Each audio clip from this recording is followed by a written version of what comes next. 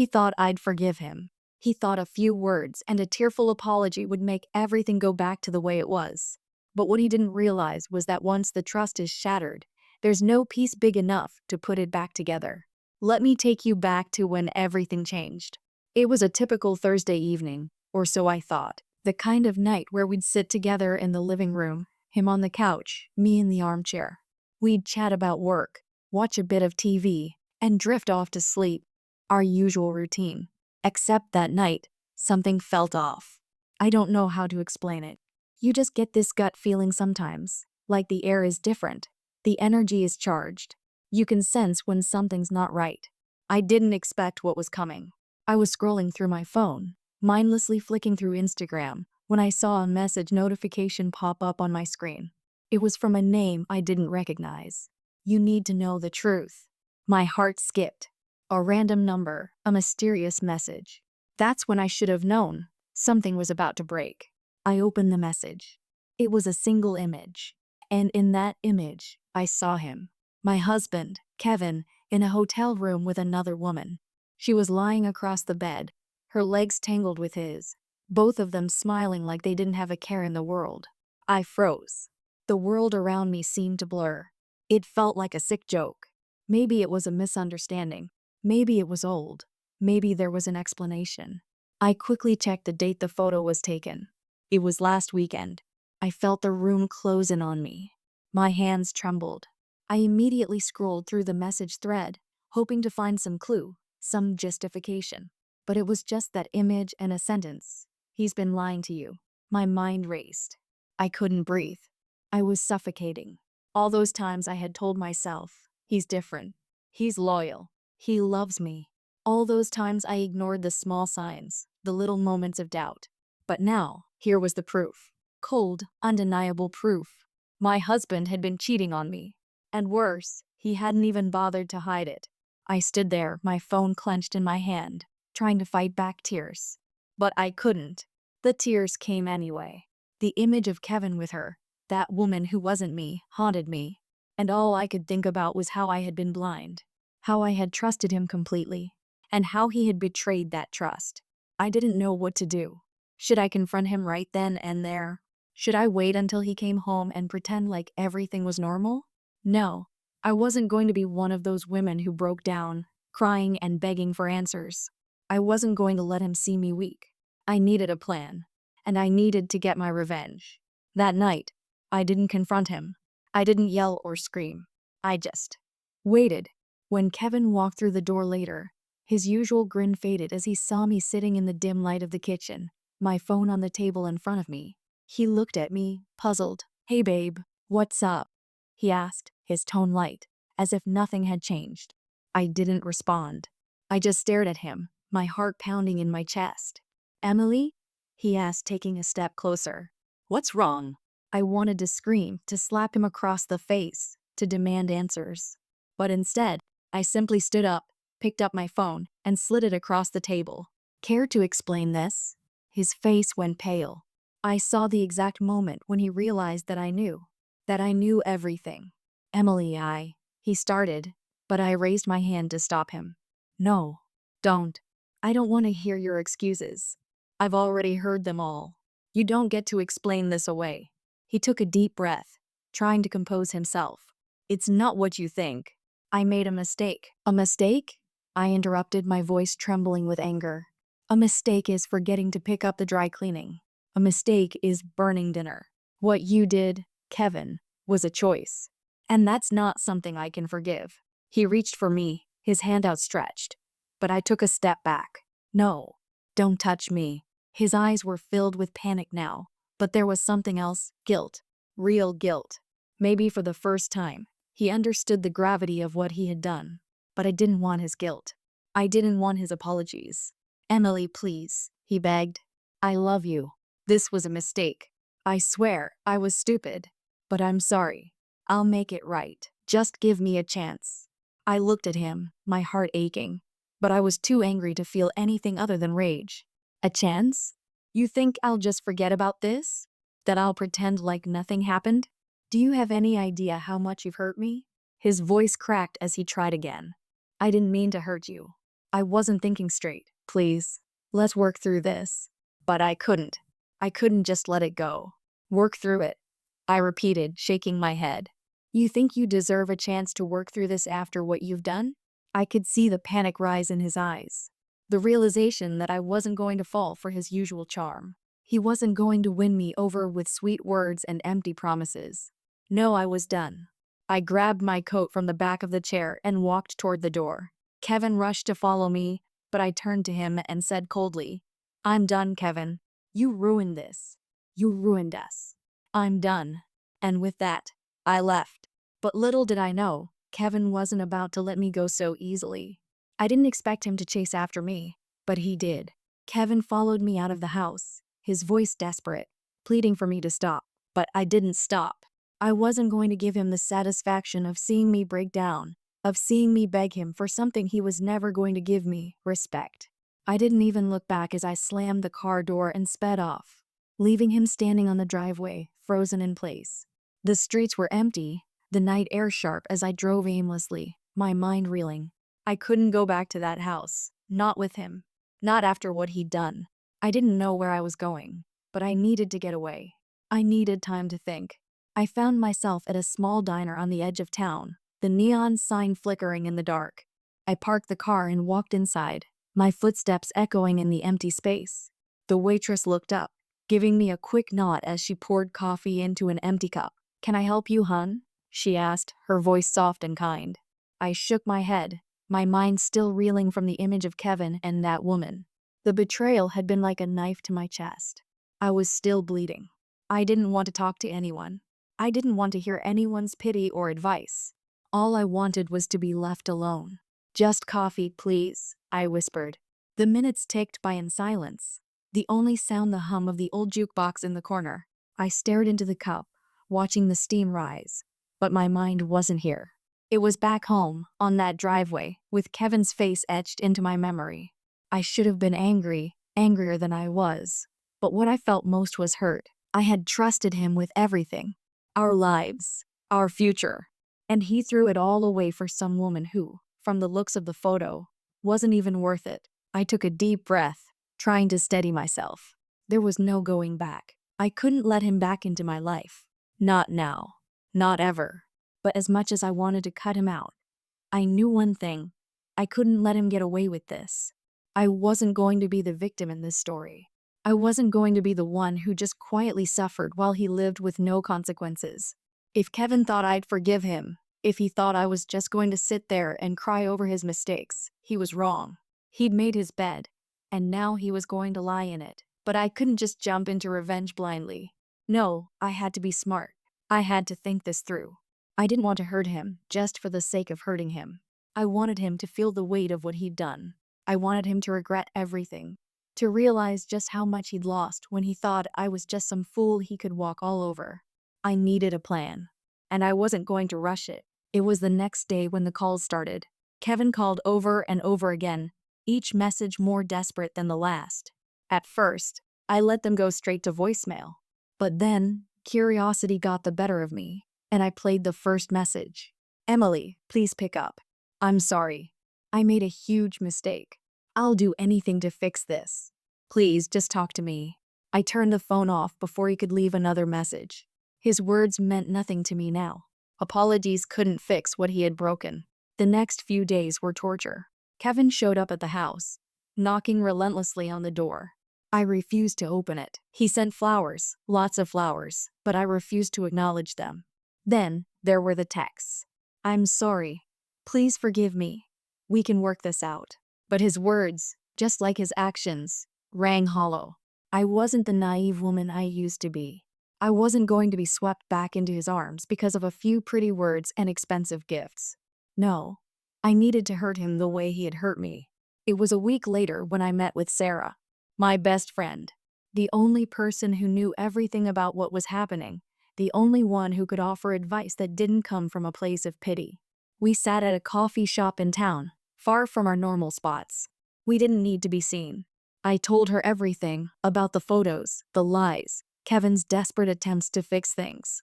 Sarah listened intently, nodding, her eyes soft with sympathy but sharp with understanding. I know you're angry. I know you want to hurt him. But this has to be done carefully. You don't want to burn yourself out on revenge, trust me. I bit my lip. I don't care about myself right now, Sarah. I care about making him feel what I felt. He deserves to suffer. I gave him everything, and he threw it all away for some other woman. I get it, she said, her voice low. But think about this. Do you want him to know he's ruined your life? Or do you want him to be left with the shame of knowing you were strong enough to walk away and move on without him? I sat back in my chair, the weight of her words sinking in. You're saying I should just let him go? No revenge. I'm not saying that. I'm saying make him think he's won, then hit him where it hurts the most. But do it on your terms. Don't let him dictate how this ends. I was silent for a long time. Sarah was right, of course. I didn't need to play his game. I didn't need to stoop to his level. But I could still make him regret every second he spent with that woman.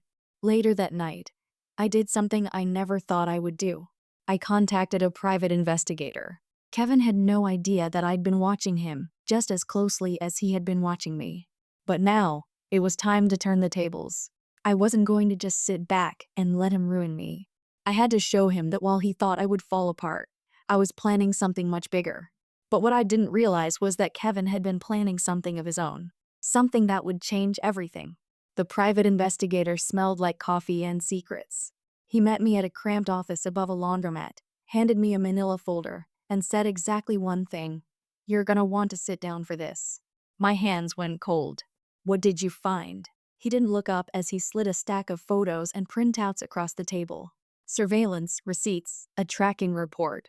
He's been very busy, not just with her. He finally met my eyes.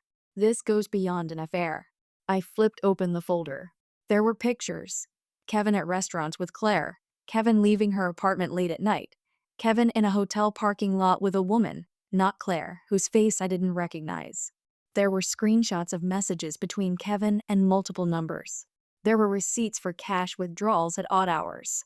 There was a map with GPS pings plotted in red, timestamps, addresses, patterns. Someone's been tracking him? I asked, fighting to keep my voice steady. Yes, the PI said. And so have I. He's been meeting people, strangers, in places that make no sense for a married man. Storage units, a car repair on the far side of town, a charity drop-off center he's never volunteered at. There are payments traced to an account you don't recognize. He's been enigmatic. He tapped a printout. And these, the messages, they aren't just flirtatious. Some of them are coded, businesslike. Talks about shipments, dates, amounts. My chest tightened. Shipments? Amounts. He nodded. I can't say for sure without digging deeper. But if Kevin's involved in something illegal, either knowingly or being used, this could ruin him in more ways than one. Anger fizzed like acid in my veins. He's ruined me already, I said, voice small and raw. He lied. He cheated. Now you tell me he might be. What? A criminal? I don't even know what to feel. The PI leaned forward. That's why you hired me. We'll find out. But you should know, if you expose him publicly without knowing everything, you risk looking like a scorned wife making wild accusations. But if he's hiding something bigger, we can make sure he can't manipulate his way out. I stared at the photos again. Kevin smiling with Claire at a rooftop bar. Kevin sliding an envelope across a table to a man at a storage facility. Kevin laughing with people in a van outside a warehouse at 3 in the morning. All of it was a betrayal multiplied, layers I hadn't imagined. How long have you been following him? I whispered. 2 weeks, he said.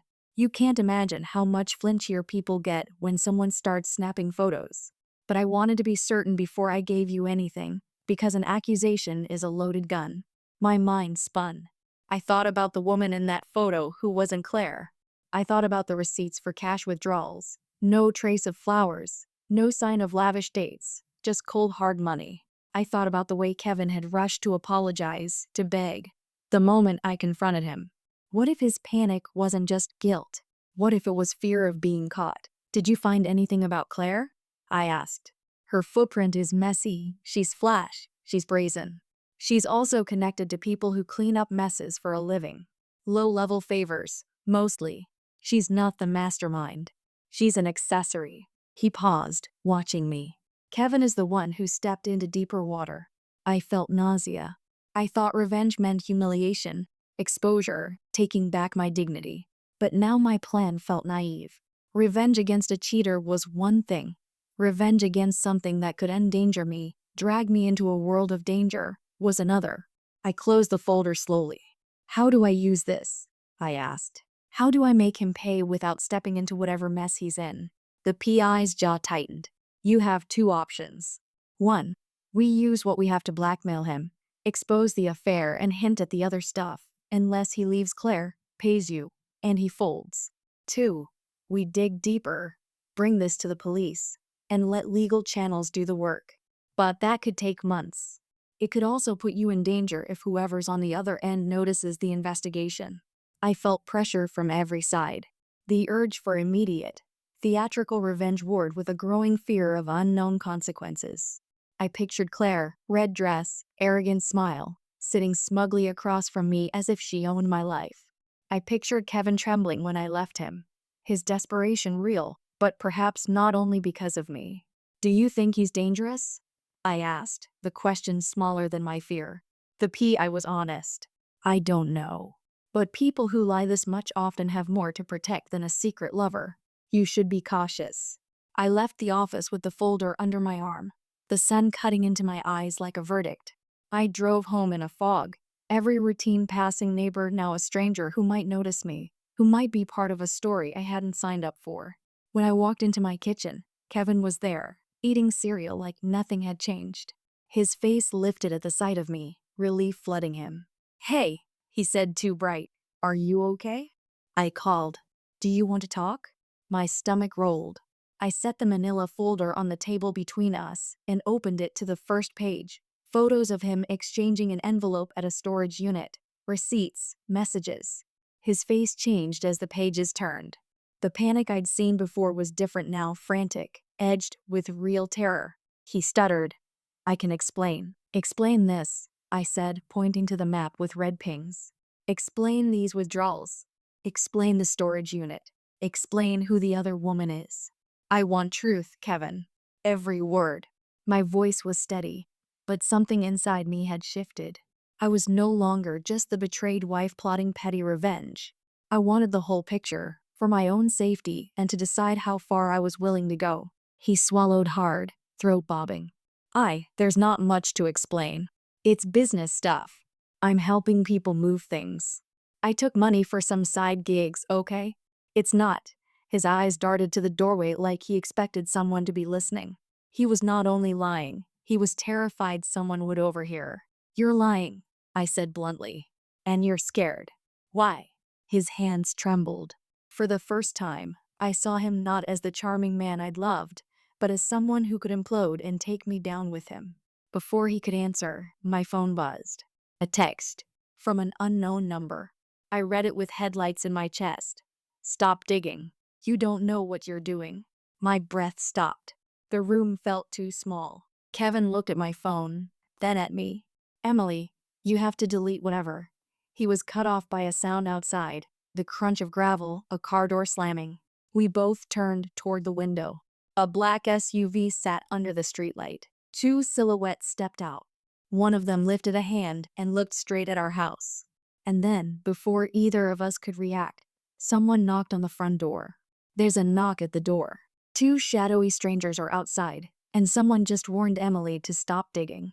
Do they know Kevin's secrets? Or mine? The knock at the door echoed through the room, sending a chill down my spine. Kevin froze, his eyes wide, like he'd seen a ghost.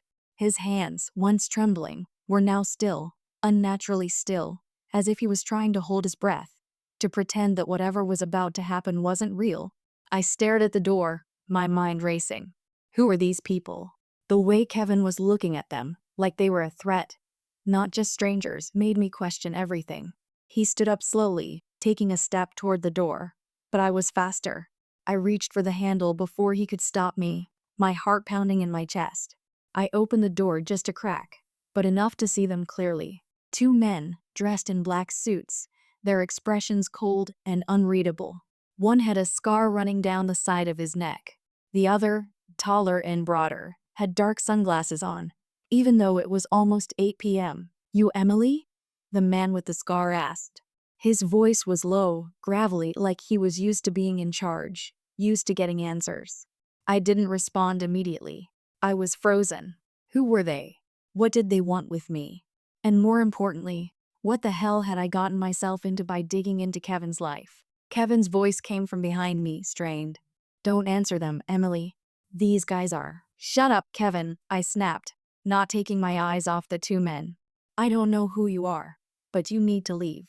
The man with the scar smirked, but his smile didn't reach his eyes. "We're not here to cause trouble," he said, his tone sharp and unsettling. "We're just here to talk, to make sure you understand what you're dealing with." Before I could speak, the second man, who hadn't said a word, stepped forward, his imposing figure casting a shadow across the room. He held up a business card and dropped it on the doorstep. The card was black, the letters etched in silver. There was no name, only a phone number. "What's this?" I demanded, my voice shaking but firm. The man with the scar stepped closer, lowering his voice. "You're asking questions that you shouldn't be asking. You're digging into things that don't concern you, Emily. And we don't want this to escalate." I glanced at Kevin, who was now pacing behind me. His face was pale, eyes darting between me and the men. He looked like he wanted to say something, but he was too afraid. I looked back at the men. "I don't care who you are. I have every right to ask questions. You're threatening me, and I won't be intimidated. I'll go to the police." The man with the scar stepped back, as if considering my words. "You don't want to do that," he said, his voice softer now, more persuasive. "You don't understand what you're involved in. Kevin here, he's mixed up in some things that could get both of you hurt. We don't want that to happen. All we need is for you to stop asking questions. Walk away from this, and we can forget this conversation ever happened." I felt a surge of anger. The audacity of these men, standing there, threatening me without a hint of fear. But there was something deeper beneath their words, a quiet warning that struck fear into my heart. These weren't just threats. They were promises. Kevin stepped forward, his voice hoarse. "Emily, just listen to them. Please. You don't know who they are." I turned to face him. "I know exactly who you are now, Kevin. You've lied to me for so long that I don't know who you are anymore. These men? What are you involved in? And why are they threatening me?" He opened his mouth to speak, but the man with the scar cut him off, his voice like a whip. "Kevin, don't make this harder than it has to be. We'll deal with you later. Emily, we don't want to hurt anyone. We're just here to warn you. Let this go." My mind was reeling, my heart pounding in my chest. The idea that Kevin could be mixed up in something dangerous, something bigger than just a cheating scandal, was too much to process. I turned back to the men. "What exactly are you involved in, Kevin?" I asked, my voice trembling. Kevin's face went white. He opened his mouth, but no words came out. He was shaking, his body tense like he was about to collapse. "You need to tell her the truth, Kevin," the man with the scar said, his voice now more forceful. "She has a right to know. If she doesn't walk away, this won't end well for either of you." The second man moved slightly, his eyes locked on Kevin, as if waiting for him to say something. But Kevin was paralyzed, like he couldn't move, couldn't speak. I could see the terror in his eyes. He was trapped. I looked back at the men, my anger rising with each passing second. "What do you want from me? Why are you threatening me?" "We don't want anything from you," the man with the scar replied. "We just want you to stay out of it. You're not involved. But Kevin is. And if you keep pushing, there will be consequences. For both of you." The words hung in the air, heavy and suffocating. It felt like a dark cloud had descended over me. I knew then that I was dealing with something far beyond a simple affair. There were people, dangerous people, who had their claws in Kevin. And by extension, they had their claws in me. Before I could respond, the man with the scar nodded at his companion. "We're done here. Remember what we said, Emily. Don't make this more complicated than it needs to be." He turned and walked back to the SUV, his partner following closely behind. The sound of the car's engine starting echoed through the stillness, and just like that, they were gone. I stood in the doorway, stunned, my mind reeling with what had just happened. My hands were shaking as I reached for the business card the man had left on the ground. The weight of it in my hand felt like an anchor pulling me down into something dark and unforgiving. Kevin was still frozen behind me, his face pale, his lips trembling. Emily, I didn't want this. I didn't want you to get involved. I turned to face him, my eyes hard. Well, now you've dragged me into it, and you're not going to get away with it. As I stood there, holding the card in my hand, I realized something that made my blood run cold. The number on the card wasn't just a warning, it was the key to everything. And the more I tried to unravel this mess, the deeper I was getting sucked into a world I had no idea existed. The door clicked shut behind me, but I didn't feel any safer. The weight of that business card pressed down on my palm, like it was branded into my skin. The SUV had driven off, but the threat they left behind lingered like a cloud of smoke in my lungs. Kevin, standing behind me, was still trembling, his face an unreadable mask of guilt and fear. I could see his mouth moving, but I couldn't hear anything. All I could hear was the roar of my own heart, pounding, hammering in my chest. Emily, Kevin whispered, stepping closer. I didn't want any of this. I swear. I turned around slowly, my voice tight with anger. Then explain it to me, Kevin. All of it. Everything. His eyes flickered to the floor, and for a moment, I thought he might finally break down, tell me the truth, everything he'd been hiding. But instead, he just shook his head, defeated. I can't explain all of it, he said softly, his voice barely a whisper. I didn't know how deep I was getting into this. I didn't mean for it to get this far. Didn't mean for it to get this far. I repeated, my voice rising. You were meeting people in the middle of the night, taking cash, getting involved with shady characters, and you didn't mean for it to get this far. You didn't mean for me to find out. Kevin closed his eyes as if trying to block out the reality of my words.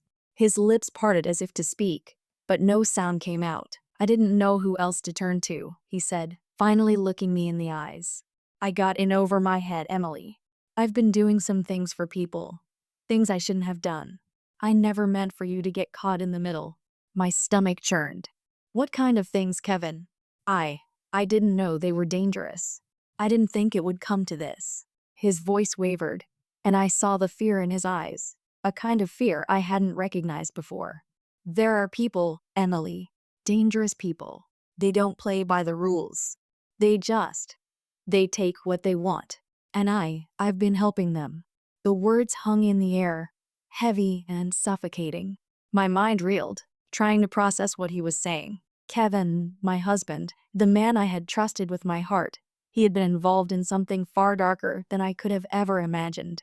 I didn't think it would go this far, Kevin repeated, his voice barely audible. But when I saw the photos you had, I realized they knew. They know what I've been doing. And they won't stop until they get what they want. I swallowed hard, the weight of his words crushing me. What do they want, Kevin? He shook his head, tears welling up in his eyes. I don't know. But I'm in too deep now. And they know about you. They know everything about you. I felt a wave of nausea hit me. Are you telling me they're going to come after me? After us? He nodded slowly, his face stricken with regret. I never meant for this to happen, Emily. I never wanted to put you in danger. But now we don't have a choice. We have to play by their rules. His words felt like a slap to my face, but I didn't have time to process it. The reality of the situation hit me like a freight train.